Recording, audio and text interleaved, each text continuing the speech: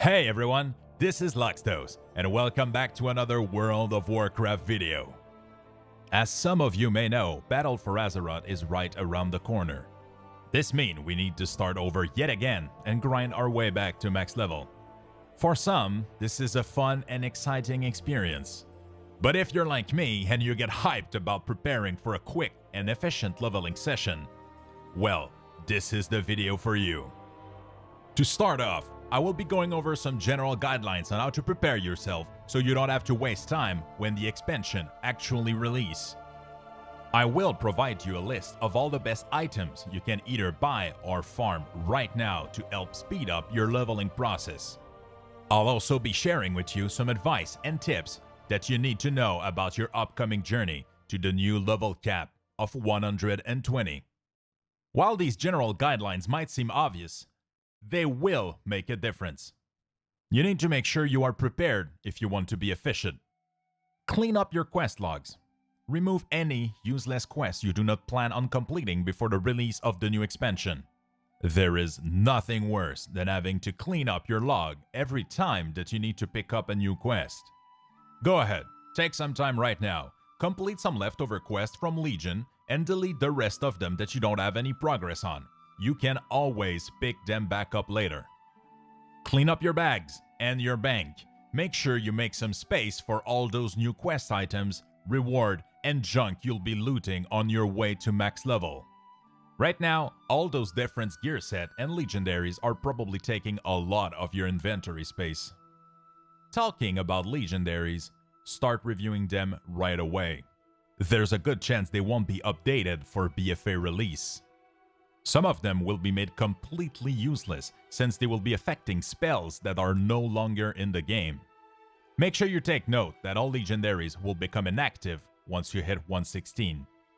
Sefus and Class Talent Ring are very good options to consider. And even though Bright As might seem like a good idea for leveling, your new artifact necklace, the Art of Azeroth, is way too big of a power increase to pass on. I suggest that you make 1 or 2 optimized gear sets with relevant legendaries, and stash the rest of your gear that didn't make the cut. So here's a list of useful items you need to buy or farm before Battle for Azeroth. Glider, glider, glider. I can't say it enough. Unless they nerf it, which I highly doubt they will, the Goblin Glider kit is a must for leveling in every new expansion. There is a lot of verticality in Battle for Azeroth, especially in Zuldazar, the new Horde area. Trust me, you'll get plenty of use from it even if you're Alliance, but Zuldazar is simply a nightmare to navigate without gliders. Currently, you can jump from the top of the main city hub and glide your way down to almost any quest within the zone. But remember, gliders have a 3-minute cooldown, so you might need an emergency backup. This is why I recommend that you go ahead and buy some Avalanche Elixir, as they only have a 15-second cooldown. They are pretty cheap to make, and they'll save your life more than once. So, what about stats increasing consumables?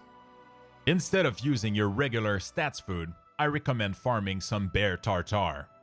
They are fairly cheap to make and you can easily stockpile them before Battle for Azeroth release. You will gain a speed boost for a short period of time after killing an enemy, allowing you to quest even faster. Make sure you use your leftover flask and runes from Legion, as they will provide a small DPS increase. Okay, let's talk about water walking.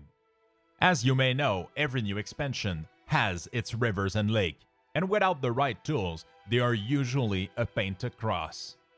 If you don't already have them, you can spend countless hours farming one of the 2 Water Strider mounts. You can also start farming the artifact fishing pole from Legion, the Underlight Angler. Even if, currently, on beta, the artifact interface shows that all traits are disabled, the water walking buff is still active and working. You can also fully submerge to transform into a fish, increasing your swim speed and allowing you to breathe underwater, which will make any large pool a breeze to cross. But sadly, the surface tension buff that allows for water walking doesn't stay active while mounted, so keep that in mind. Okay, so now that you're all set and prepared, here's a short list of advice I recommend following while questing in BFA.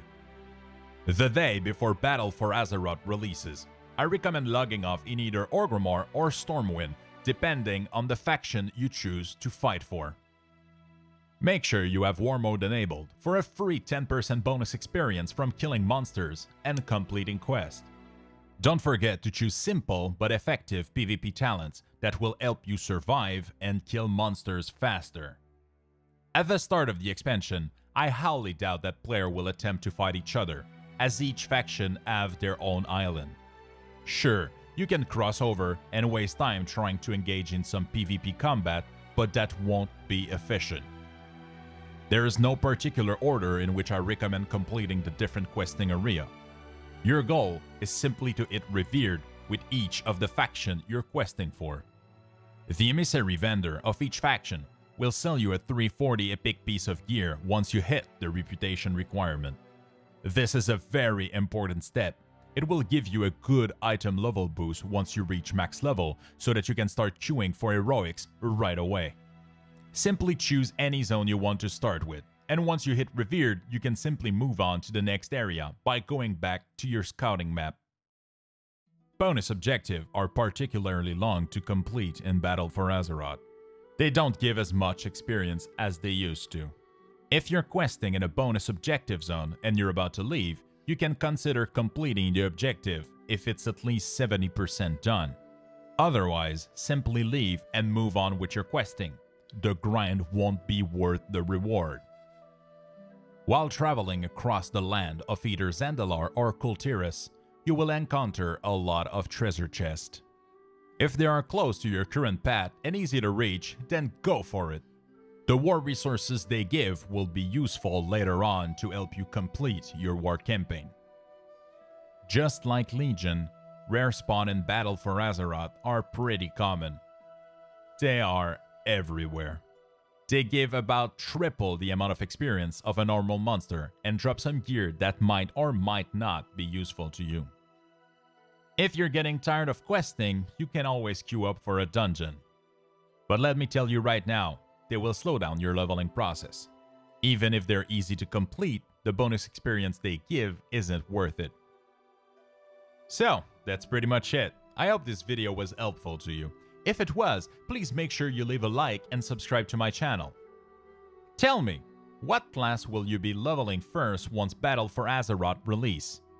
Let me know in the comment section down below.